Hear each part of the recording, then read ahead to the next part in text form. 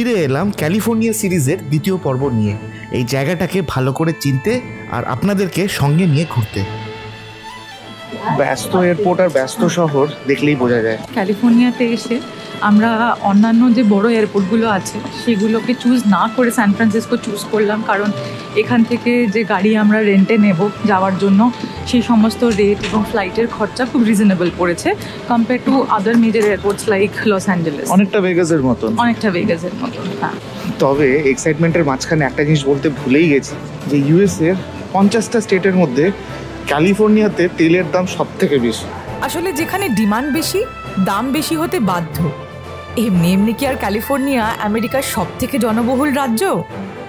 তাই প্রথম পর্বে যেটা বলেছিলাম, দ্বিতীয় পর্বেও সেই একই কথা বলবো।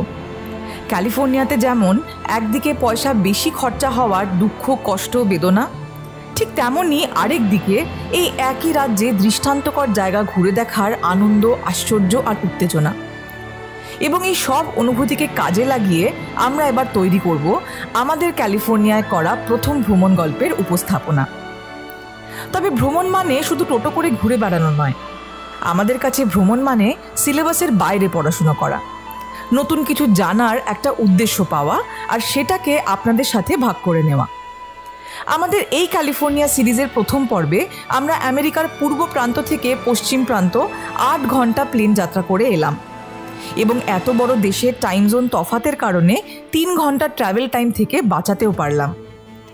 এই সময়টাই এবার আমরা কাজে লাগাবো আমাদের এই লম্বা সিরিজের ডে 1 শেষ করার আগে। এখন আমরা আমাদের ভাড়া গাড়িটা হাতে নিয়ে ডাইরেক্ট হোটেলে চেক ইন না করে একটা জায়গায় আপনাদের নিয়ে যাব।